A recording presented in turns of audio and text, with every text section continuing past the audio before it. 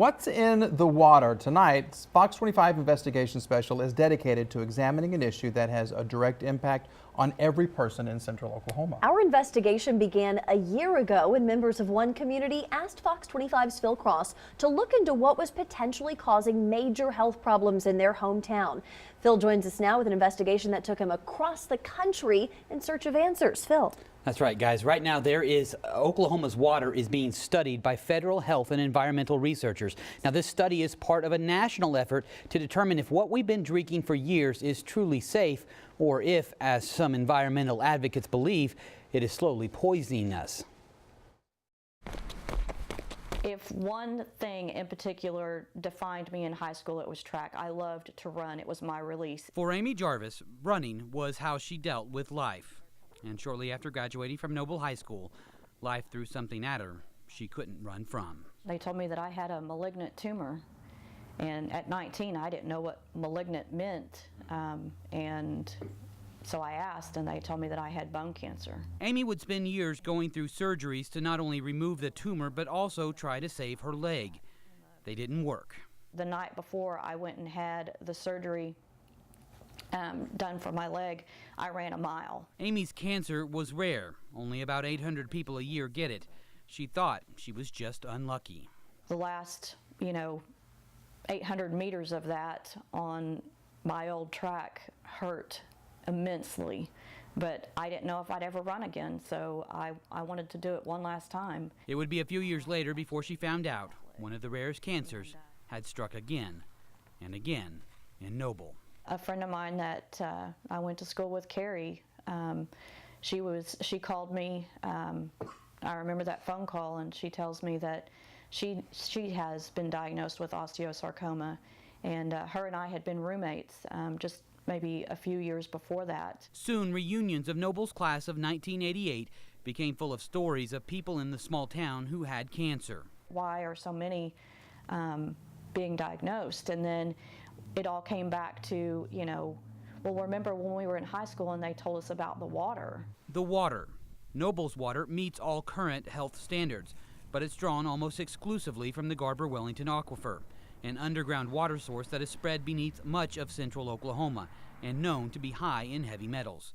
A review of thousands of pages of water records from Noble revealed this document created in the mid-'80s, showing the town had to shut down water wells due to unsafe levels of naturally occurring uranium. The Environmental Protection Agency didn't officially regulate uranium content in drinking water until 2000. The EPA also stepped in to regulate another element found naturally in Oklahoma water, arsenic, making a major change to what smaller communities like Noble had been doing for years. That arsenic standards would change from 50 parts per billion to 10 parts per billion was a pretty radical change. Bob Wade is the Noble city manager. He says the arsenic regulation change forced 4 city wells out of commission, a cost of $1 million to the town for new wells, but even those new wells may not be in the clear. The EQ engineers were already talking to us about, well, when we get these done, why don't we run some tests, for chrome as well? Chrome, or chromium, is another naturally occurring heavy metal, and the area around Noble and Cleveland County is the victim of some rather unlucky geology. These lab results from the late 90s given to Fox 25 show test holes dug in Noble tested well above the EPA standard for total chromium. DEQ records show all of Noble's drinking water wells are now well below that level, but the question becomes, is that level really safe? It is a good question, and I think every municipality wants to feel like that you are providing a very safe product for your citizens. And like most of them, I live here and drink the water myself. But if you're thinking you've heard the name chromium before, blame it on Hollywood. Hexavalent chromium can be very harmful. So it kills people. Oh, yeah. The story of Aaron Brockovich in Hinckley, California, a town polluted by a form of chromium known as chromium-6 or hexavalent chromium. In the movie and in real life, hexavalent chromium contamination plagued the desert community for decades. It led to a lawsuit and eventually a multi-million-dollar settlement against Pacific Gas and Electric. Now, coming up after the break, we'll take you to Hinckley, California as it exists today. Everything is like gone, you know, there's nothing here anymore for the kids today. And find out what's different about the chromium contamination in Hinckley and what exists in Oklahoma's water. Plus, certain parts of Oklahoma, they have a hex chrome problem in the drinking water, and it needs to be addressed. what is Oklahoma's hex chrome problem and what's causing it? That's all when we come back. This is Hinckley, California, as most of us know it from the movies, where Aaron Brockovich, as portrayed by Julia Roberts, discovers water contamination in the Mojave Desert community of Hinckley, California. But a drive through the desert today will take you to a very different Hinckley, one that is far from a Hollywood happy ending. The movies show one side of the debate over a chemical called hexavalent chromium. But what it is, and what is it, why is it in our water? Fox 25's Phil Cross has been investigating health concerns in one Oklahoma community and has more in tonight's special report. Phil. When I first asked who all had cancer in Noble from people who contacted me, I received a long list: mothers, fathers, neighbors, and friends. But was that normal for such a small community? And is it the water's fault? Those are all questions we wanted an answer to, and our road to discovery took us out of Oklahoma all the way to California. As night falls in the Mojave Desert, this is one of the last signs of civilization in Hinckley, California. I just come to work at the store, go home, you know. Nearest thing to go is the bar still, you know, to do anything, yeah. Yeah, here it's just kind of dead, you know. Chris Gardner works the night shift at the Hinckley Market, in the place he's called home for most of his life. I used to come up here before then. My grandpa lived up here. And in the summertime I come up here and we used to go to the reservoir and swim in it. He officially moved to Hinckley after the now infamous lawsuit was filed. My grandma died from a brain tumor and my mom died of cancer. With no settlement and no buyout, Chris and his family had little choice but to stay. I just think it was wrong, you know, just bad, you know, that people are dying from something, you know, that nobody knew about over the years. Just after dark in Hinckley wasn't always such a lonely time. But then the contamination happened, people started to die, others moved away. The school closed not long ago, and the rest of the town is slowly starting to disappear. Hinckley today is barely on the map. The market will likely close soon. I'm thinking about leaving, yeah. I want to go somewhere up north, you know. I've been around this desert for a long time, so I want to go somewhere where it's nice, trees, grass, and, you know, clean water, you know. The only thing seemingly untouched by the fallout of the Hinckley contamination, the Pacific Gas and Electric Plant, the source of the original chromium-6 contamination. The company spent millions of dollars over the last 2 decades cleaning up the water. They say it's safe and now meets California's rigorous new hex chrome standards. I still want to trust it, yeah. Even though they said it's good now, I still want to trust it. In Hinckley, they know where their chromium came from, but in Oklahoma, it's not so simple. You see, as far as anyone can tell, the chromium is occurring naturally. There is a lot of hex chrome around the country, and Oklahoma seems to have some of the highest levels. Renee Sharp is research director for the Environmental Working Group, or EWG, in San Francisco. Total chromium is a combination of chrome 3 and chrome 6, or chrome 6 is also called hexavalent chromium. And it's tricky because chromium 3 is generally non-toxic, and chromium 6 is toxic. Because the element can make this switch, the Environmental Protection Agency, or EPA, right now just regulates total chromium. But other EPA requirements for safe water may play a role in changing chrome into its toxic form. There is some evidence to suggest that the chlorination process may be actually transforming some chrome 3 in the water into hex chrome. Our review of records shows that the wells in Noble all meet the total chromium standard. But after an EWG study reported high levels of hexavalent chromium in central Oklahoma, Noble did some tests of its own. This document shows hex chrome at 12.1 parts per billion, higher than what the state of California allows and much higher than environmental advocates say is safe. I think it's disappointing that there hasn't been more acknowledgement that there really may be an issue here that needs to be looked at. Okay, so we know chromium is here and it's apparently nobody's fault, but is it making us sick, and if so, how?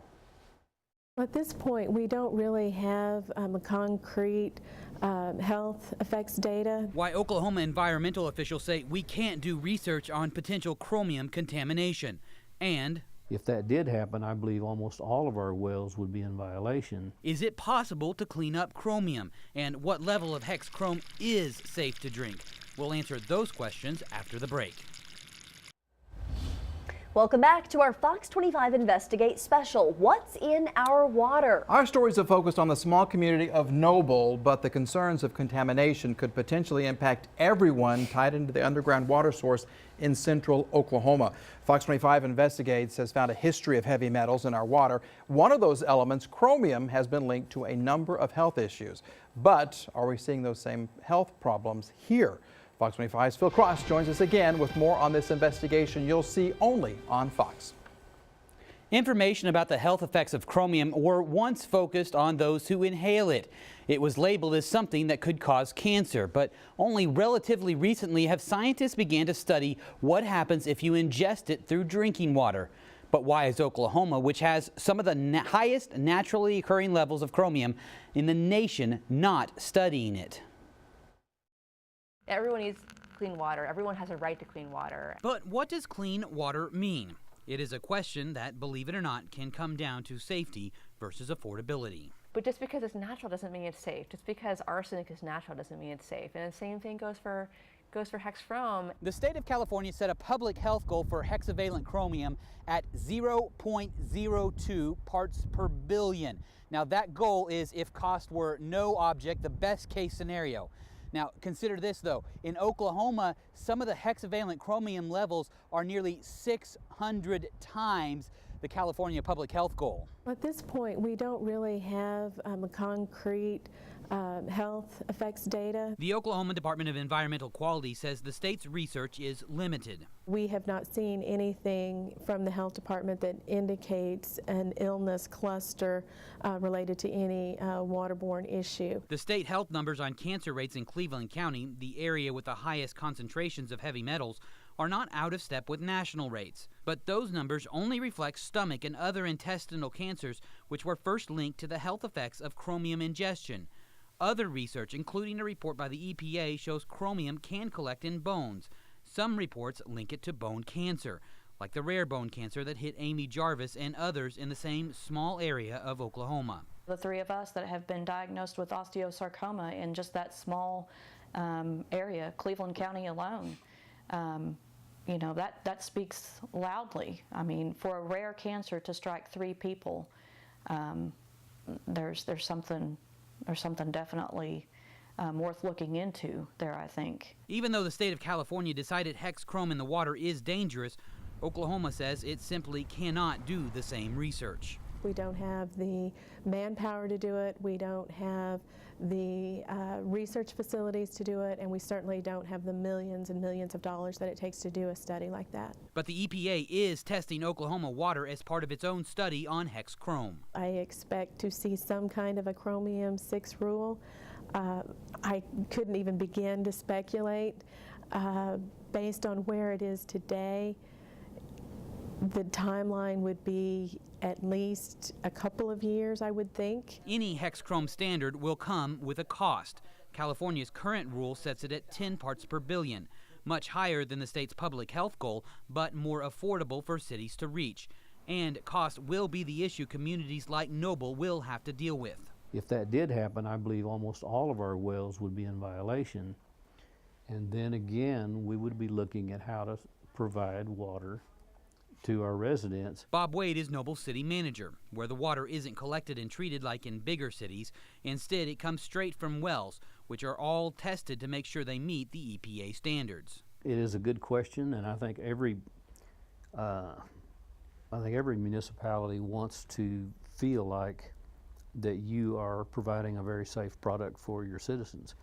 And like most of them, I live here and drink the water myself. Wade says there has been some talk about creating a regional water treatment plant, but he says he wants to wait and see the EPA's scientific study results before anyone starts blaming chromium-6 for all local health problems. You really have to back off and look at the true science on what you're doing rather than just rush out because it's politically popular to spend money. We totally recognize that, you know, there are some economic considerations, but the cost, if you really truly look at the costs that are associated with people getting cancer and having other health problems, you know, the cost of treatment system is low in comparison.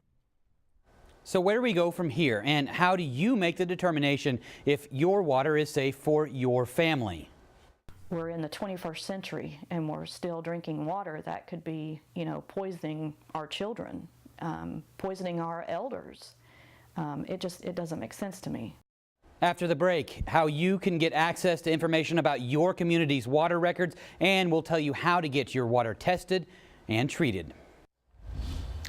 Welcome back to this Fox 25 Investigates special, What's in Our Water? We've shown you the results of testing that show high levels of a potentially harmful chemical in the water beneath central Oklahoma. But what's being done to remove it, and can you do anything to protect yourself? Fox 25's Phil Cross joins us again with some answers to these questions. Phil. Guys, so far we've heard from state environmental leaders who say they expect some sort of chromium-6 standard sometime, and we've heard from environmental advocates who say heavy metals in our water are dangerous.